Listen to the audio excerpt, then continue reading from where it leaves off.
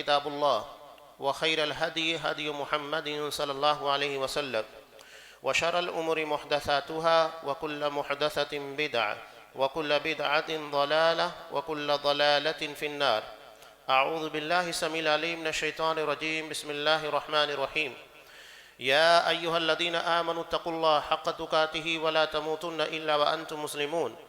يا أيها الناس اتقوا ربكم الذي خلقكم من نفس واحدة وخلق منها زوجها وبث منهما رجالا كثيرا ونساء واتقوا الله الذي تساءلون به والأرحام إن الله كان عليكم رقيبا. يا أيها الذين آمنوا اتقوا الله وقولوا قولا سديدا يصلح لكم أعمالكم ويغفر لكم ذنوبكم ومن يطع الله ورسوله فقد فاز فوزا عظيما. وقال يوم تجد كل نفس ما عملت من خير محضرا وما عملت من سوء تود لو أن بينها وبينه أمدا بعيدا ويحذركم الله نفسه والله رؤوف بالعباد. تمام قسم کی تعریفات اللہ رب العالمین وحدہ لا شریک کے لیے لائق و زیبا ہیں، جو ساری کائنات کا تنہا خالق و مالک ہے، اور بے شمار درود و سلام ہو اللہ کے آخری نبی جناب کریم محمد رسول اللہ صلی اللہ علیہ وسلم کی ذات مقدسہ پر۔ محترم سامعین، عزیز ماں اور بہنوں، خطبہ مسنونہ کے فوراً بعد سورہ آل عمران کی ایک آیت میں نے آپ کے سامنے پیش کی۔ اللہ تبارک و تعالیٰ ارشاد فرماتا ہے یوم تجد کل نفس ما عملت، اس دن یعنی بروز قیامت۔ قرآن مجید جس کے بارے میں کئی الگ الگ تعبیرات استعمال کرتا ہے، یہ یوم کہہ کر قرآن عمومی طور پر قیامت کا ہی تذکرہ کرتا ہے۔ سورہ شعراء میں اللہ تبارک و تعالیٰ نے ارشاد فرمایا یوم لا ينفع مال ولا بنون، اس دن انسان کو نہ اس کا مال کام آنے والا ہے نہ اس کی اولاد کام آنے والی ہے۔ نبی کریم صلی اللہ علیہ وسلم نے ارشاد فرمایا کہ اللہ تبارک و تعالیٰ ایک جہنمی سے کہے گا بتا اگر تجھے پوری دنیا دے دی جائے اور پوری دنیا کو دے کر تو آج کے عذاب سے اپنے آپ کو نجات دلا لے، چھٹکارا پا لے، کیا تو اس بات کے لیے تیار ہے؟ وہ فوراً تیار ہوگا۔ حالانکہ یہ کیسے ممکن ہے؟ ایک شخص ایک شہر نہیں خرید سکتا، ایک ملک نہیں خرید سکتا، اور اس وقت تو دنیا فنا ہو چکی ہوگی۔ یہ کیسے ممکن ہوگا کہ وہ پوری دنیا اللہ تبارک و تعالیٰ کو دے دے اور اپنے آپ کو اس عذاب سے نجات دلا دے؟ ممکن ہی نہیں ہے، لیکن وہ فوری طور پر تیار ہوگا۔ کیوں تیار ہوگا؟ اللہ کا عذاب اتنا شدید اور اتنا خطرناک ہوگا، اسی کا تذکرہ یہاں اللہ کر رہا ہے۔ اور یہ یوم کہہ کے قیامت کے دن کا تذکرہ کیا جا رہا ہے، یوم لا ينفع مال ولا بنون۔ انسان پوری دنیا دے دے، آخرت کے عذاب سے نہیں بچ سکتا ہے۔ اپنی اولاد، بیوی، بچے سب کے سب وہاں پر بیگانے ہو جائیں گے۔ قرآن مجید جا بجا اس بات کا تذکرہ کرتا ہے یوم یفر المرء من اخیہ وامہ وابیہ وصاحبتہ وبنیہ۔ اس دن نہ تو باپ کام آنے والا ہے، نہ بھائی، نہ دوست، نہ بیوی، نہ بچے، کوئی کام آنے والا نہیں ہے۔ قرآن صاف کہہ رہا ہے کہ اس دن نہ تو اولاد کام آئے گی نہ مال کام آنے والا ہے۔ کون سی چیز کام آنے والی ہے؟ نجات کا دار و مدار کس کے پر اللہ نے رکھا ہے؟ الا من اتى اللہ بقلب سلیم، مگر وہ شخص جو اللہ کے پاس قلب سلیم لے کر آئے، وہ دل جو ہر قسم کے گناہوں سے پاک و صاف ہوگا، جس میں نہ شرک کے دھبے لگے ہوئے ہو، نہ بدعات کے، نہ لوگوں کے ساتھ ظلم و زیادتی کی ہو، ہر طریقے سے پاک و صاف ہوگا۔ یہ وہ دل ہوگا جو قیامت کے دن کامیابی کی دلیل بننے والا ہے۔ اللہ اسی کی بنیاد کے پر بندوں کو کامیاب کرے گا۔ تو یہ ہے یوم، آخرت کا دن۔ قرآن مجید اس کو یوم التغابن کہتا ہے، ہار جیت کا دن۔ حقیقی ہار جیت کا دن قیامت کا ہے، اس لیے کہ وہاں ایک مرتبہ جو ہار گیا ہمیشہ کے لیے ہار گیا، اسے دوبارہ جیتنے کا کبھی موقع ملنے والا نہیں ہے۔ انسان دنیا میں اگر کسی وجہ سے ہار گیا یا اپنی تجارت میں ناکام ہو گیا یا تو امتحان میں فیل ہو گیا، اس کے پاس موقع ہے، وہ دوبارہ اسٹڈی کر کے محنت کر کے کامیاب ہو سکتا ہے، وہ اپنے کھوئے ہوئے نقصان کو نفع میں اور پروفٹ کے اندر تبدیل کر سکتا ہے۔ لیکن آخرت میں ایسا کوئی موقع نہیں ہوگا، وہ حقیقی ہار جیت کا دن ہوگا، اور وہاں جو ایک مرتبہ کامیاب ہو گیا اسے کبھی ناکامی کا ڈر نہیں ہوگا کہ میری کامیابی چھن جائے۔ انسان دنیا میں بہت کچھ کما لینے کے بعد ڈرتے رہتا ہے کہ کہیں میری دولت، میری عزت، میری کامیابی یہ چھن نہ جائے، کوئی ایسی آفت میرے اوپر نہ آ جائے کہ یہ ساری چیزیں میرے ہاتھوں سے نکل جائے۔ تو ہمیں اس کے بارے میں فکر مند ہونا ہے۔ قرآن مجید ایک بہت پیاری مثال دے رہا ہے، اس دن کے بارے میں ہر بندے کو فکر مند ہونا چاہیے۔ سورہ بقرہ میں اللہ نے ایک مثال دیتے ہوئے کہا انفاق کے بارے میں، یعنی اللہ کی راہ میں خرچ کرنا، اور یہاں مثال دیتے ہوئے اللہ نے ریاکاری کے جذبے اور ریاکاری دکھلاوے کے تحت کیے جانے والے کام کی خطرناکی، اس کی ہولناکی کا تذکرہ کیا۔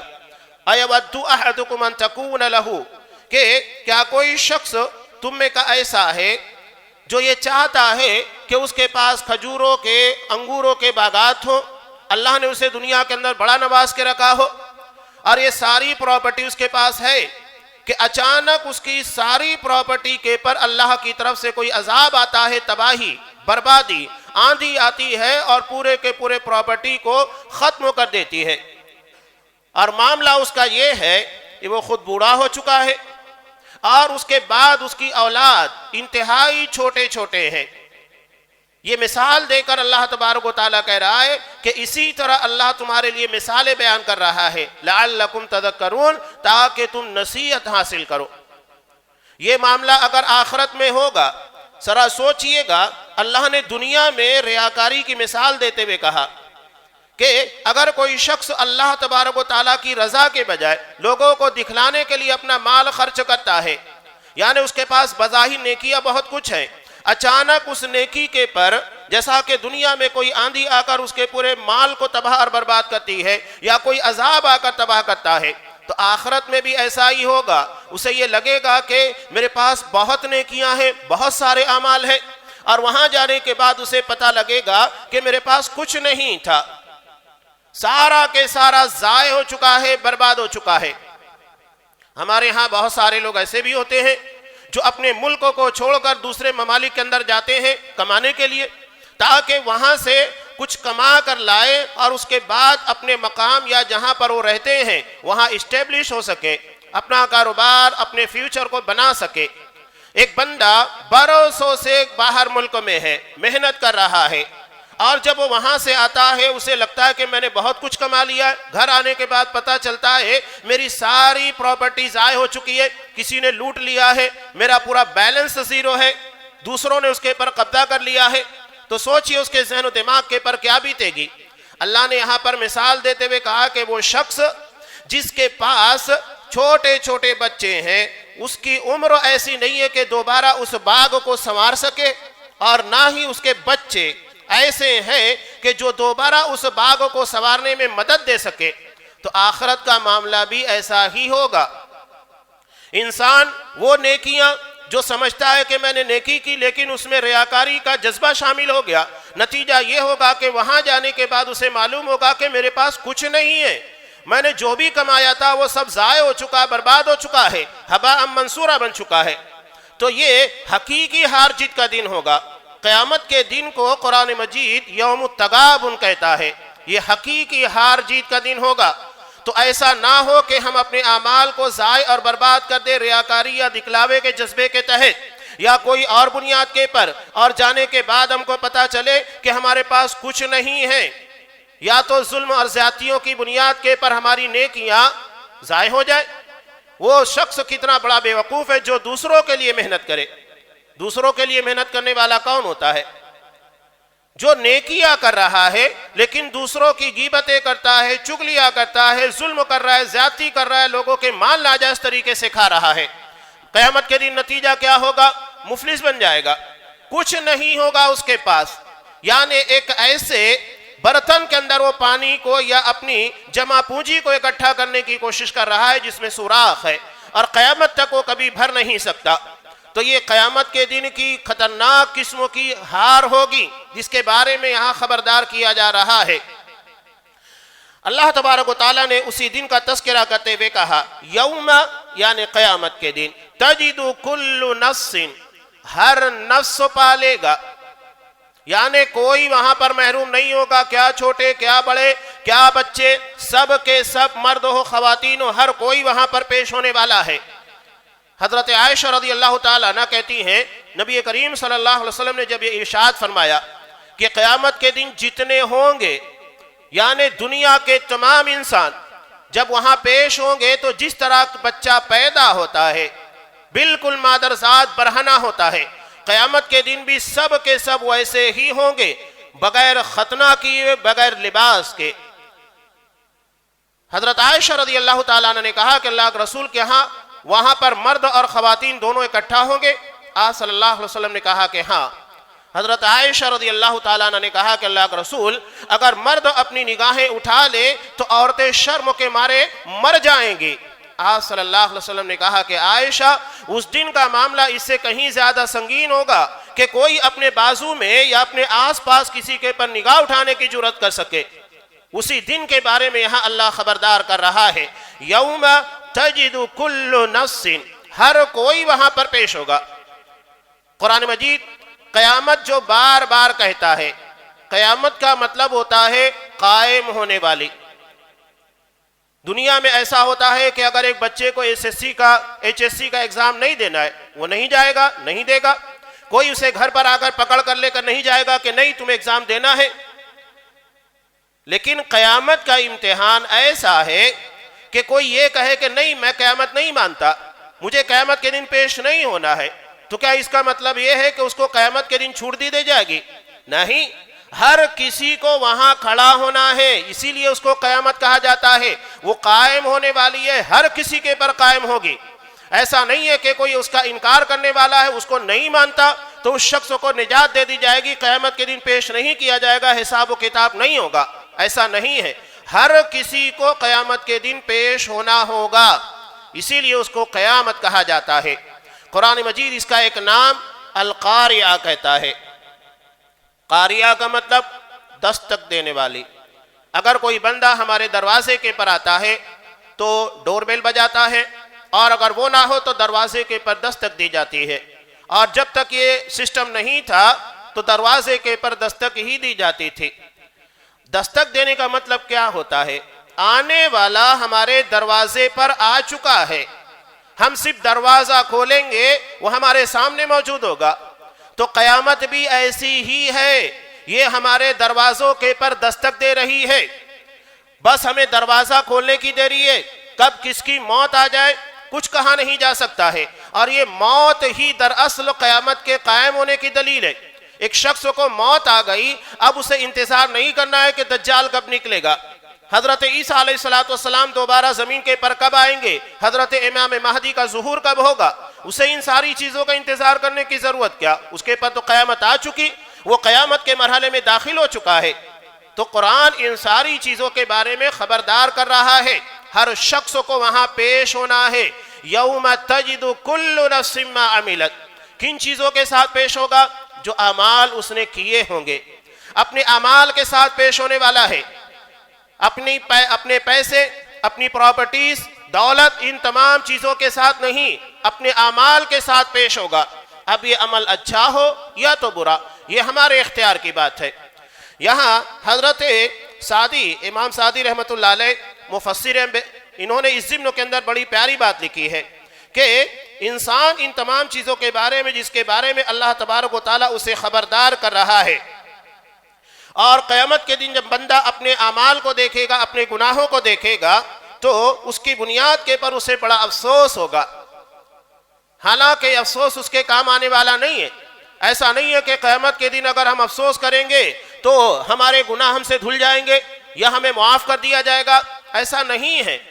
یہاں شیخ عبد الرحمن سعدی رحم اللہ کہتے ہیں کہ بندہ قیامت کے ان تمام قسموں کے عذابوں سے اپنے آپ کو نہیں بچا سکتا جو بڑا سنگین اور خطرناک ہوگا۔ وہ چاہے گا کہ اس عذاب سے، ان گناہوں سے اسے دور کر دیا جائے، پرے کر دیا جائے، حالانکہ کامل عقل والے انسان کے لیے یہ بات سمجھ میں آتی ہے کہ وہ اپنے اعمال کو سنوار کر ان گناہوں سے دور کر سکتا ہے، یہ اس کے اختیار میں ہے۔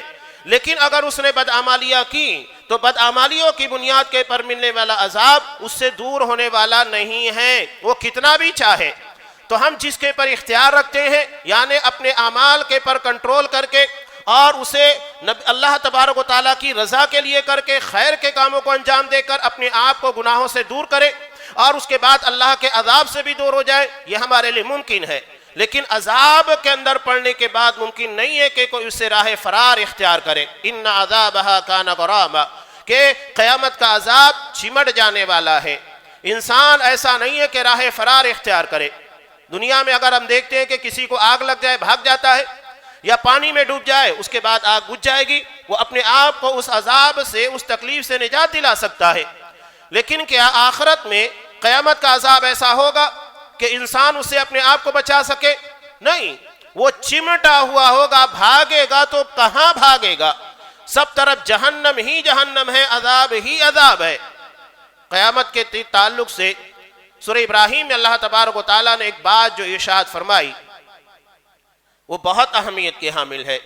یہ سارا عذاب جو کہ قیامت کے دن جہنم میں دیا جائے گا، گناہوں کی پاداش میں، شرک و بدعات، ظلم اور زیادتیوں کی بنیاد کے پر، اللہ تبارک و تعالیٰ نے اس کے تعلق سے بیان کیا کہ جب اسے یہ سزا دی جائے گی تو سزا دینے کے بعد اسے یہ لگے گا وَيَأْتِيهِ الْمَوْتُ مِنْ كُلِّ مَكَانٍ وَمَا هُوَ بِمَيِّتٍ، اسے لگے گا موت ہر طرف سے آ رہی ہے۔ مفسرین نے اس کے بارے میں بہت پیاری تفسیر بیان کرتے ہوئے کہا کہ ہر طرف سے موت آنے کا مطلب کیا ہے؟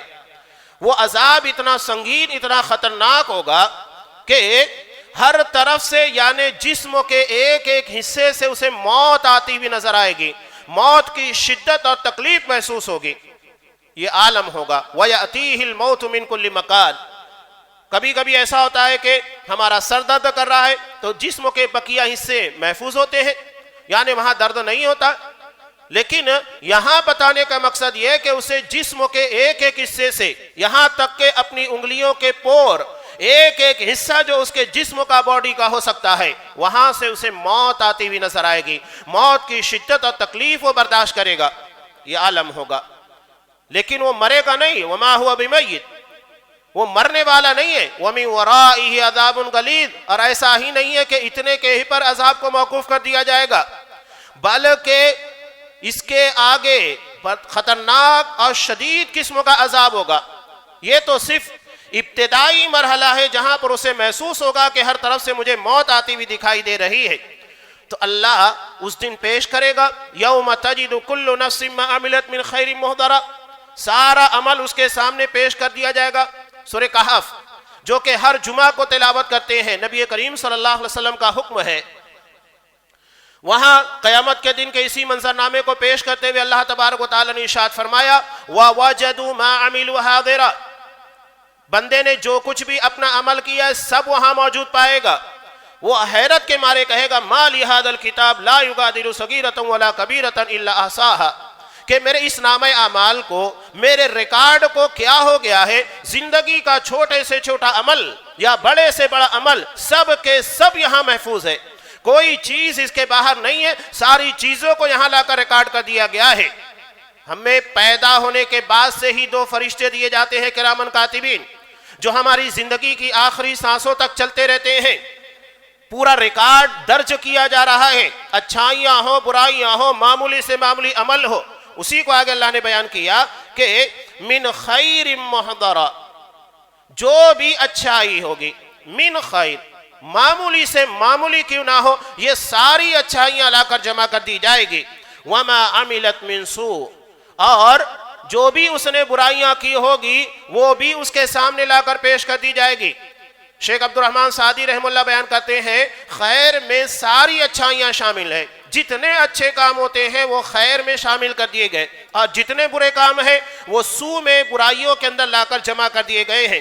اس کے بعد جب بندہ اپنی برائیوں کو دیکھے گا تو وہ کیا سوچے گا؟ تود لو ان بینہا و بینہ امدا بعیدا، کہ ان برائیوں اور میرے درمیان ایک لمبی مسافت ہوتی، یعنی یہ گناہ مجھ تک پہنچ نہیں پاتے اور میں ان برائیوں تک نہیں پہنچ پاتا، یعنی ان گناہوں سے اپنے آپ کو دور رکھے ہوتا۔ اسی ضمن میں تو شیخ عبد الرحمن اسادی کہہ رہے ہیں کہ اللہ نے عقل مند بندے کے پر گناہوں سے بچنا آسان رکھا ہے، اس کے اختیار میں دیا ہے کہ وہ اپنے آپ کو ان سے بچا سکے، لیکن اللہ کے عذاب سے کوئی اپنے آپ کو نہیں بچا سکتا ہے اگر وہ گنہگار ہوگا۔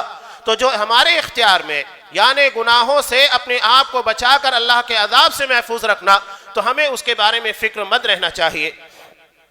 اس کے بعد اللہ کہہ رہا ہے وَيُحَذِّرُكُمُ اللَّهُ نَفْسَ، اللہ اپنی ذات سے تمہیں ڈرا رہا ہے، خبردار کر رہا ہے۔ کیوں؟ اس لیے کہ قیامت کے دن کے تمام مراحل اور زندگی، موت اور کائنات کی تمام چیزیں اللہ ہی کے اختیار میں ہیں۔ اس لیے اللہ تبارک و تعالیٰ نے آگے ارشاد فرمایا وَاللَّهُ رَؤُوفٌ بِالْعِبَادِ، اللہ جو تمہیں اپنے آپ سے ڈرا رہا ہے، خبردار کر رہا ہے، وہ بہت ہی مہربان ہے اپنے بندوں کے پر۔ سوچئے کہ یہاں اللہ نے عذاب کا تذکرہ کیا اور اس کے بعد یہ کہہ رہا ہے کہ اللہ اپنے بندوں کے پر بڑا مہربان ہے۔ یہی تو مہربانی ہے، وہ تمہیں متنبع کر رہا ہے، خبردار کر رہا ہے کہ مرنے کے بعد کی زندگی میں کیا کچھ پیش آنے والا ہے۔ اگر دنیا میں ہم دیکھتے ہیں ایک ڈاکٹر کے پاس جانے کے بعد چیک اپ ہوتا ہے، وہ ہمیں بتاتا ہے کہ ہمارے جسم کے اندر فلاں بیماری ہے، کینسر ہے یا کوئی اور جان لیوا بیماری، تو کیا ہم ڈاکٹر کو برا بھلا کہیں گے؟ یا اگر ہمارے جسم کی کسی خامی کو یا کسی بیماری کو بتا دے تو ہم ڈاکٹر کو برا کہیں گے؟ نہیں۔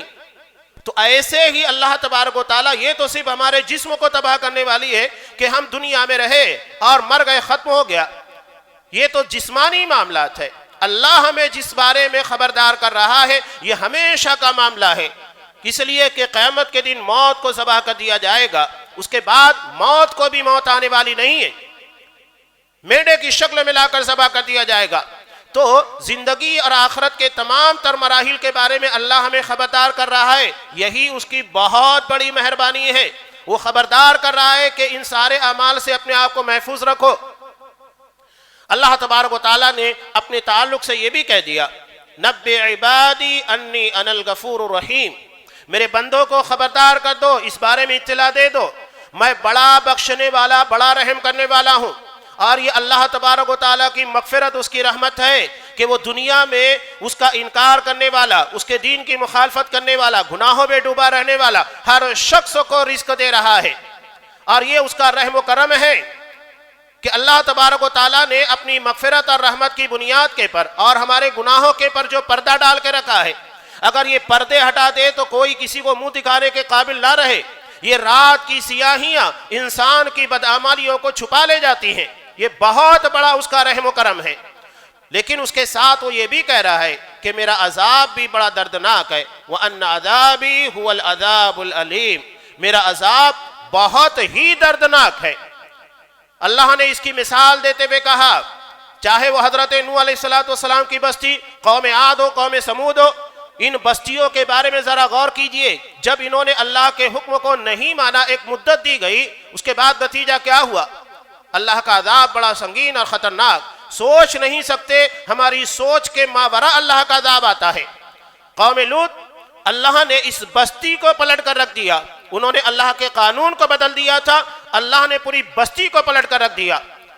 لاکھوں کی تعداد کی بستی، حضرت جبرائیل نے اپنے پر کے پر اٹھایا اور پوری بستی کو پلٹ دیا۔ آج اسی جگہ کے پر ڈیڈ سی ہے، بحر مردار۔ یہ اللہ کا عذاب ہے، یہ تو دنیا کا عذاب، آخرت کا عذاب کہیں زیادہ شدید ہوگا۔ آج ہم روزے کی حالت میں ہیں، گرمی کی شدت ہے، ہر کسی کو پیاس کے بارے میں علم ہے، پیاس کی اہمیت کا پتہ ہے کہ پانی کیا معنی رکھتا ہے۔ قیامت کے دن کی جو سنگینی ہوگی، جو 50,000 سالوں کے پر محیط ہوگا، اور اس کے بعد جہنم جو عذاب کا مرکز ہے، منبع ہے، سرچشمہ ہے، جہاں پر ایک لمحہ بھی سکون کا نہیں ہوگا۔ وہاں پینے کے لیے کیا دیا جائے گا؟ جب شدت کی پیاس لگے گی، اور ایسی پیاس کہ جس کو پیتے جائے وہ پیاس بجھنے والی نہیں ہوگی، شرب الہیم ہوگی، اونٹ کو لگنے والی وہ بیماری جس کے بعد وہ پانی پیتا جاتا ہے لیکن اس کی پیاس نہیں بجھتی ہے۔ یہی معاملہ قیامت کے دن جہنم کا ہوگا۔ اس کے بعد کیا دیا جائے گا؟ سورہ ابراہیم میں اللہ تبارک و تعالیٰ ارشاد فرماتا ہے وَيُسْقَى مِن مَّاءٍ صَدِيدٍ، کہ اتنی شدید پیاس کے لگنے کے بعد مائے صدید دیا جائے گا۔ یہ صدید کیا ہے؟ صدید کے بارے میں نبی کریم صلی اللہ علیہ وسلم نے تفسیر بیان کرتے ہوئے کہا اسارت اہل النار۔ انسان صرف ترجمہ سن لے تو روح کانپ جائے کہ تمام جہنمیوں کو سزا دینے کے بعد جسموں کی جو غلاظتیں گندگیاں ہوتی ہیں جب یہ نکل کر جہنم کی تہ میں جمع ہوگی وہی انہیں پینے کے لیے دیا جائے گا۔ انسان صرف سوچ لے تو روح کانپ جائے، اور اسے پینا کیسے ہوگا؟ شرب الہیم، اس اونٹ کی طرح کہ وہ پیاس لگ جاتی ہے، بیماری لگ جاتی ہے، پانی پیتا ہے لیکن اس کی پیاس نہیں بجھتی ہے۔ یہ عالم ہوگا قیامت کے دن کا۔ کہیں اللہ تذکرہ کرتا ہے ما ان حمیما فقط اماہم، کہ ایسا شدید اور کھولتا ہوا پانی جو اس کی آنتڑیوں کو ٹکڑے ٹکڑے کر دے گا، اس کی شدت کا عالم یہ ہوگا۔ تو اللہ خبردار کر رہا ہے، اللہ ان تمام چیزوں کے بارے میں ہمیں ڈرا رہا ہے تاکہ ہم اپنے آپ کو ان تمام چیزوں سے بچائیں۔ آج دنیا میں اگر ہم دیکھتے ہیں کہ اگر کسی کو شوگر ہو جائے یا کوئی اور بیماری ہو جائے، بلڈ پریشر کی یا کینسر وغیرہ کی، ڈاکٹر حلال چیزوں کے پر پابندی لگا دیتا ہے، آپ ان چیزوں کو نہیں کھا سکتے۔ تو ہم اپنے جسم کی بقا کے لیے، بیماری کی تکلیف کو کم کرنے کے لیے، اس سے نجات پانے کے لیے حلال چیزیں چھوڑ دیتے ہیں۔ تو جہنم کے اس عذاب کو سامنے رکھتے ہوئے کیا ہم حرام چیزوں کو اپنے آپ سے، حرام چیزوں سے نہیں بچ سکتے؟ کیا حرام چیزیں ترک نہیں کر سکتے؟ جبکہ وہ عذاب ایسا ہوگا جس سے نجات ممکن نہیں ہے۔ ان عذابها کان غراما، چمٹ جانے والا ہے وہ انسان، اسے راہ فرار اختیار نہیں کر سکتا ہے۔ اللہ اگر ان ساری چیزوں کے بارے میں ہمیں خبردار کر رہا ہے، وارن کر رہا ہے، ڈرا رہا ہے، تو یہ بلا وجہ نہیں ہے، بلکہ ہماری آخرت کو تعمیر کرنے کے لیے، آخرت کی کامیابی کے لیے۔ یہ جو مؤذن ہم کو کہتا ہے نا حی علی الفلاح، آؤ کامیابی کی طرف، یہ وہی کامیابی ہے جو ایک مرتبہ مل جائے تو کبھی چھینی نہیں جائے گی، اور اگر یہ نہیں ملی تو اس کو دوبارہ حاصل نہیں کیا جا سکتا ہے۔ یہ یوم التغابن ہوگا، اللہ اسی دن کے بارے میں خبردار کر رہا ہے۔ میں ضمناً کچھ باتیں آپ لوگوں کے سامنے رکھنے کی کوشش کر رہا تھا، ٹائم وقت ہو چکا ہے، لیکن میں چند منٹوں میں کچھ اہم باتیں آپ کے سامنے پیش کرنے کی کوشش کر رہا ہوں۔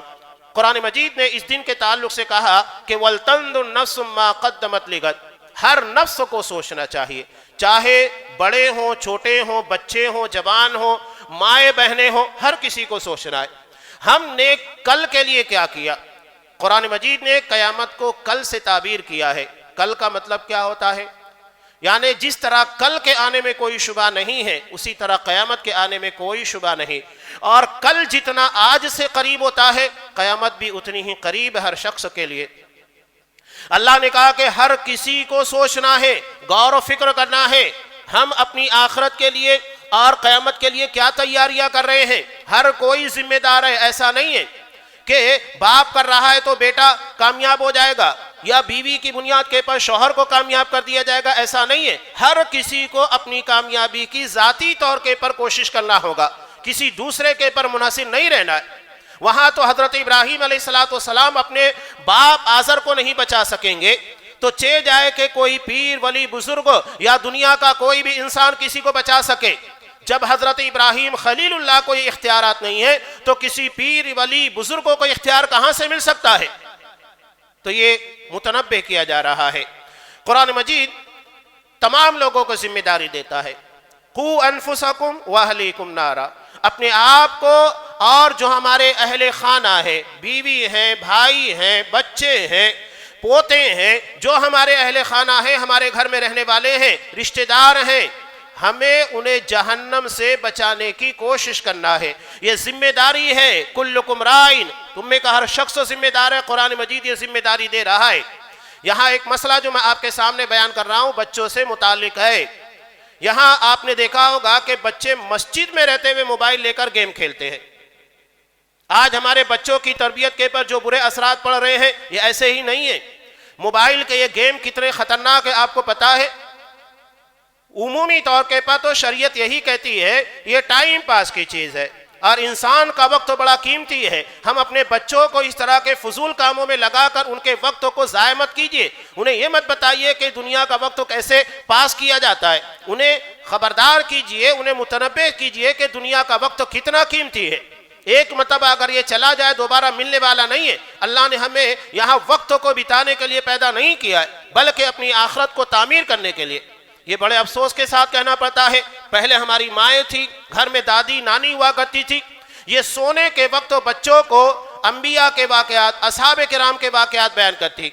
جب بچہ سوتا تھا ذہن و دماغ کے اندر وہ تمام چیزیں گردش کیا کرتی تھی، ان واقعات کے ذریعے اسے تحریک ملتی تھی اپنی زندگی کو سنوارنے، اپنے معاملات کو بہتر بنانے کے لیے۔ رول ماڈل کے طور کے پر وہ انبیاء کو، اصحاب کرام کو دیکھتے تھے اور یہی ان کے ذہن و دماغ، ان کے کردار میں بستا تھا۔ لیکن آج جب بچوں کے ذہن و دماغ کے اندر یہ موبائل ہے، گیم کھیلتے ہیں، گیم میں شدت ہے، آج بہت ٹیکنالوجی کا زمانہ ہے لیکن ہم توجہ نہیں دے رہے ہیں۔ ہمارا دشمن ہماری نظروں سے اوجھل ہو کر ہمارے بچوں کے کردار و عمل کے پر، ان کی تربیت کے پر اثر انداز ہو رہا ہے۔ یہ ساری چیزیں دراصل ہمارے بچوں کے اخلاق، کردار، ان کے معاملات کے پر اثر انداز کرنے کے لیے بنائی گئی ہے۔ دشمن ہمیں نظر نہیں آ رہا ہے لیکن ہمارے بچوں کو کنٹرول کر رہا ہے، یعنی ہم ہزاروں روپے خرید کر کے اپنے بچوں کی تباہی کا سامان مہیا کر رہے ہیں۔ کتنے واقعات اس طرح کے پیش آئے، یہ سارے موبائل گیم کا نتیجہ ہے۔ بچوں میں جو شدت پیدا ہوتی ہے وہ چیز اس کے اندر دکھائی جاتی ہے کہ کس طرح اپنے مد مقابل کو مار دینا ہے، ختم کر دینا ہے۔ اور آپ دیکھیے کتنے واقعات اس طرح کے پیش آئے۔ ایک بچے کو جب موبائل نہیں کھیلنے دیا گیا، وہ اپنے گھر میں لاکھوں روپے کا سامان توڑ پھوڑ کر کے رکھ دیا۔ کئی واقعات اس طرح کے پیش آئے کہ بچے چوری کرنے لگ گئے اور چوری کر کے موبائل کے گیم کے اندر جو چیزیں ہوتی ہے اس کو خریدتے تھے۔ یہ جو کچھ گیم آتے ہیں نا، فری فائر وغیرہ، کچھ اس طرح کے گیم ہے، پب جی وغیرہ، اس میں باقاعدہ پیسہ خرچ کرنا پڑتا ہے، ہزاروں روپے۔ تب اس گیم کے اندر آپ کو اعلیٰ سے اعلیٰ ہتھیار ملیں گے، بہترین لباس دیے جائیں گے اور اس کے بعد آپ گیم میں زیادہ سے زیادہ انویسٹ کر سکتے ہیں۔ لیکن کیا ہے، پیسوں کا ضیاع ہے۔ یہ شدت بچوں کے ذہن و دماغ کے اندر مسلط ہوتی ہے۔ یہ کارٹونز وغیرہ، ہمیں لگتا ہے کہ بچوں کو دیکھ کر مائیں مطمئن ہو گئی ہیں، اتنی آسان بات نہیں ہے۔ ہم اپنے بچوں کو شیطان کے حوالے کر رہے ہیں۔ اس کے بعد جب یہ اپنے بچے ہمارے اپنے خلاف کھڑے ہوتے ہیں، ماں باپ کے خلاف جاتے ہیں اور مار تک دیتے ہیں۔ کئی واقعات اس طرح کے ہیں، یہ نشے سے زیادہ خطرناک چیز ہے کہ اپنے ماں باپ تک کو مارنے میں جھجک محسوس نہیں کی۔ یہ تربیت ہے، یہ خود ہم اپنے آپ کے لیے تباہی کا سامان خرید رہے ہیں۔ ایک بچہ جب جھگڑا ہوتا ہے، ایک مدرسے کی بات ہے، حقیقی واقعہ، جھگڑا ہونے کے بعد وہ بلیڈ سے بچے کی اس رگوں کو کاٹ دیتا ہے، پیر کی جو مین نس ہوتی ہے۔ یہ ساری چیزیں بچوں کے اندر کہاں سے آ رہی ہے؟ یہ ساری چیزیں گیم کے ذریعے شدت پیدا ہو رہی ہے کہ اگر کوئی ہمارے خلاف تھوڑا بھی گیا تو ہمیں اسے ختم کر دینا ہے، اس کو مار دینا ہے۔ اس طرح کے حقیقی واقعات تو یہ کیوں ہو رہے ہیں؟ یہ خود ہمارے لیے تباہی کا سامان ہے۔ قرآن کہہ رہا ہے کہ اپنے آپ کو اور اپنے بچوں کو جہنم کی آگ سے بچاؤ۔ ہم انہیں جہنم کا راستہ بتا رہے ہیں، جنت کا راستہ نہیں بتا رہے ہیں۔ یہ ماؤں کی، گھر میں رہنے والے بڑوں کی ذمہ داری ہے کہ ان کے اندر انبیاء کے واقعات، بہترین تربیت کے لیے جو انتظامات ہونے چاہیے وہ کیجئے گا۔ یہ موبائل دینے کے بعد ہم ان کی تربیت سے اپنے آپ کو مبرہ نہیں کر سکتے، بہت بڑی ذمہ داری ہے۔ ایک ویڈیو جو ہوتی ہے، 1 سیکنڈ کے اندر 45 فوٹیج ہوتے ہیں، 45۔ بظاہر جب یہ بنایا جاتا ہے، چاہے وہ گیم ہو یا کارٹون وغیرہ، تو اس میں 44 فریم جو ہوتی ہے، یہ 45 فوٹیج ہوتی ہے۔ جب اس کو آپ ریلے کریں گے، چلائیں گے تو وہ ویڈیو بنتا ہے۔ تو اس میں 44 فوٹیج جو ہوتی ہے وہ جو دکھائی دیتی ہے، اور 45ویں نمبر کے پر جو فوٹیج ڈالی جاتی ہے وہ شیطان کی ہوتی ہے، جو انسان کے ذہن و دماغ کے اندر وسوسے ڈالتا ہے، جو دکھائی نہیں دیتا ہے ویڈیو کے چلنے میں یا گیم کے اندر یا کارٹون کے اندر، لیکن وہ ہمارے تحت شعور کے اندر، ہمارے ذہن و دماغ کے اندر برابر جاتا ہے۔ دکھائی نہیں دیتا لیکن جاتا برابر ہے، اور وہی اثرات دراصل ہمارے بچوں کے پر پڑتے ہیں۔ بہت زیادہ چوکنا رہنے کی ضرورت ہے۔ وہ کیسی کیسی ٹیکنیک استعمال کر رہے ہیں تاکہ ہمارے بچے جو ہمارے گھروں کے اندر پیدا ہو، نام ہمارا ہو، نام اسلامی ہو، لیکن ان کے کردار، ان کے معاملات اسلامی نہ رہے۔ میں اس بارے میں والدین سے خصوصی طور پہ درخواست کر رہا ہوں کہ اپنے بچوں کے پر نظر رکھیں، ورنہ کل ہمارے لیے بہت برا پیغام لے کر آئیں گے۔ یہ ہماری نیک نامی نہیں بلکہ بدنامی کا ذریعہ ہوں گے۔ یہ چوری کرنے، قتل کرنے اور دیگر بڑے بڑے برے کام کرنے سے بھی نہیں جھجکیں گے۔ اور حیرت ہوتی ہے، افسوس بھی ہوتا ہے کہ مسجد میں آ کر گیم کھیلنا، اور مسلسل لگے ہوئے ہیں. آپ میدان کے اندر چلے جائیے, نوجوانوں کی ٹیم ہے, بیٹھ کر گیم کھیل رہی ہے. یہی ہماری دنیا ہے. قرآن جس کی قسم کھاتے ہوئے کہتا ہے کہ والعصر, قسم ہے زمانے کی. اس قدر اہمیت قرآن مجید نے دی زمانے کی, وقت کی, اور ہم اس کو ضائع کر رہے ہیں, جبکہ زندگی کا بیتا ہوا ایک لمحہ اور ہمارے جو بھی ماضی کے پاسٹ کی باتیں جسے ہم یاد کرتے ہیں, کیا کبھی ہم ایک لمحہ لوٹا سکتے ہیں؟ کروڑوں روپے اربوں روپے خرچ کرنے کے بعد نہیں ہو سکتا. کوئی بوڑھا شخص یہ سوچے کہ میری جوانی کے ایام بڑے پیارے تھے, میرا بچپن بڑا حسین تھا, میں کروڑوں روپے خرچ کرنے کے بعد زندگی کا ایک لمحہ واپس لے کر آ جاؤں, ممکن ہے؟ نہیں ممکن ہے. وقت کی قدر کیجیے, اہمیت. اللہ ہمیں ان تمام چیزوں کے بارے میں خبردار کر رہا ہے, ہمیں ڈرا رہا ہے. دراصل کس بات سے ڈرا رہا ہے؟ تاکہ ہم اپنے آپ کو آخرت میں ناکام لوگوں میں شامل نہ کر سکیں. وہ ہمیں کامیاب دیکھنا چاہتا ہے. یہ سب چیزیں ہماری کامیابی کے لیے اللہ کر رہا ہے. تو کامیاب ہے اور بہترین ہے وہ شخص جو ان تمام تنبیہات سے اور اللہ کی طرف سے دی جانے والی تنبیہات اور وارننگ سے اپنے آپ کو چوکنا کر لے. جیسا کہ سرکار کی طرف سے کبھی موسم خراب ہو, طوفان آنے والا ہو, وارن کیا جاتا ہے. جو اس کے پر توجہ دیتا ہے, حفاظت کا اقدامات کرتا ہے, بچ جاتا ہے, محفوظ رہ جاتا ہے. اللہ تبارک و تعالیٰ اس سے کہیں زیادہ, آپ صلی اللہ علیہ وسلم نے اپنے آپ کو کوئی صفا کے پر پیش کر کے کیا کہا تھا؟ انا النذیر العریان. آپ صلی اللہ علیہ وسلم اس پہاڑی کے پر کھڑے تھے, پیچھے بھی دیکھ رہے تھے, آگے بھی دیکھ رہے تھے. تو اللہ تبارک و تعالیٰ سب پتہ ہے, وہ علیم بذات الصدور ہے, وہ ہمیں خبردار کر رہا ہے کیا ہوگا کیا کرنے کے بعد. جب وہ ہمیں خبردار کر رہا ہے تو ہمیں چوکنا ہو جانا چاہیے. اور رمضان المبارک کے اندر نیکیوں کی طرف اٹھنے والے یہ قدم اور اس کے لیے بنایا جانے والا یہ ماحول دراصل ہمیں کامیاب کرنے کے لیے اور ناکامی سے بچانے کے لیے. اللہ تبارک و تعالیٰ سے دعا ہے کہ پروردگار ہمیں اپنے آنے والے کل یعنی قیامت کی ایسی تیاری کرنے کی توفیق دے کہ ہم کامیاب لوگوں میں شامل ہو سکے. ناکامی کے ہر اقدام سے ہمیں محفوظ رکھ. اللہ جن چیزوں سے تو ہمیں خبردار کر رہا ہے, جس عذاب سے, جس جہنم سے جس کا عذاب بڑا شدید اور خطرناک ہوگا, پروردگار اس عذاب سے ہمیں محفوظ رکھ. ہمیں ایسے اعمال کردار و عمل کی توفیق دے جو ہماری آخرت کو کامیاب کرنے والے اور وہاں کی ہر قسم کی ناکامی سے ہمیں بچانے والے ہوں. ہمارے والدین, ہمارے سرپرست جو ہیں, ان کو توفیق دے کہ وہ اپنے بچوں کی بہترین تربیت کر سکے. ایسے بچے نکلے جو لوگوں کے درمیان ان کی نیک نامی کا ذریعہ بنے, اسلام کی نشر و اشاعت کا, اسلام کی پہچان کا ذریعہ بنے, اور ہر قسم کے شرور و فتن سے خاص طور سے ہمارے نوجوانوں کو, بچوں کو, ماؤں اور بہنوں کو محفوظ رکھے. جب تک ہمیں دنیا میں رکھے اسلام پر رکھے اور ہمارا خاتمہ ایمان کے پر فرمائے. آمین. بارک اللہ لنا ولکم فی القرآن العظیم ونفعنی وإیاکم بالآیات والذکر الحکیم. انہ تعالی جواد کریم ملک بر رحیم.